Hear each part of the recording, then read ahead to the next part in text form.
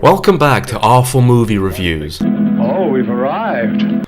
This week we are looking at Mesa of Lost Women, which is one of the strangest movies that I've ever seen from the 1950s. It's one of those few science fiction films to not really mention the fear of the nuclear bomb, which has been excessively used in so many other of these movies. But does this make it any better? Hell no. It starts out with a narrator who thinks that we can't figure out this movie for ourselves, and therefore feels the need to narrate everything.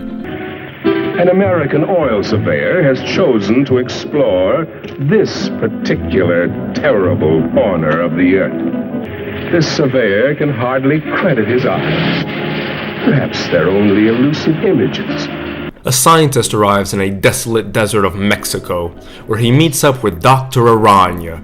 He has been working on a secret plan to create a race of superwomen by injecting them with spider venom, which also happens to create dwarves and giant spiders. Well, that sounds extremely far-fetched and very B-movie-like, but why not? Where does it go from here? And that's the deadly question, because the answer is precisely nowhere. The doctor is sent to a psychiatric hospital where he escapes and takes a few people hostage. He insists that they all go fly for whatever reason. But I'm the one who decides whether we fly or not. I command, and thou shalt obey. But the plane malfunctions and they crash land on the Mesa, where they meet the horrible and terrifying experiments of Dr. Aranya. But of course, this being a shitty B-movie, nothing gets done. It's a shambles of a story, a complete mess.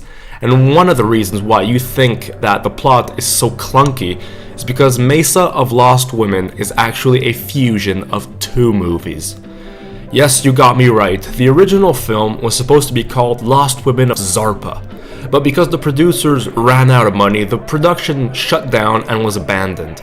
It wasn't until the film producer Ron Ormond, who bought the movie and shot some extra footage, then released it as Mesa of Lost Women.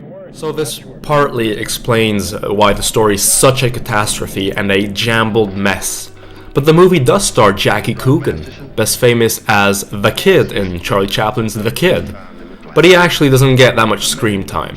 And what about our lead role by Hammond Stevens? Isn't he a thumbs up for the film? I want to fly. You want to... I've always wanted to fly, and now I will. We will all fly. Oh.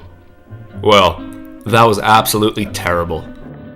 These papers on the anterior lobe of the pituitary and the effects of the specific hormones on other living things.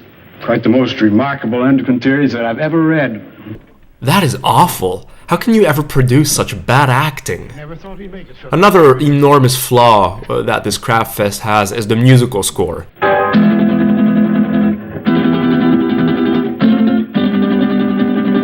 Now, don't get me wrong, the score itself is actually good. The problem is that it's always constantly played during the whole movie, whether you need it or not. When there's supposed to be an intense scene, this music plays. When the characters just babble, the music still plays. Ah!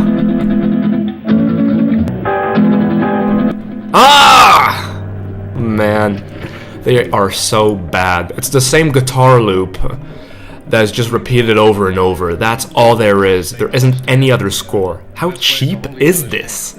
What's even worse is that sometimes the music is louder than the characters talking. The ending is quite lousy, where the lab finally gets burnt to the ground by Steven's character, and the two leads escape to... Well, actually, that's a very good question. How do they manage to escape the Mesa? Because the plane is completely broken. Don't tell me that they actually climbed down a whole Mesa now. If we get there in time, maybe we can... And why? Burn them out before they scatter. That's the only thing that scares them, fire. But if we're too late, we're coming... Just a minute, young fella. Take it easy. You and I... Yeah, sure. I thought that the lab had been engulfed into flames. And honestly, I seriously doubt that those spider women are going to invade the world. They don't do anything. The most violent thing that I've seen them do is jabbing someone with a needle. Otherwise, they just spend their time staring. Or when they're not all dancing all over the place. Overall, this is one of the most incoherent movies I've ever seen. The film is a farce on every level. In fact, this movie is so bad that it was actually featured in the 2004 documentary called the 50 worst movies ever made, at number 49. But I'm surprised it's only that number.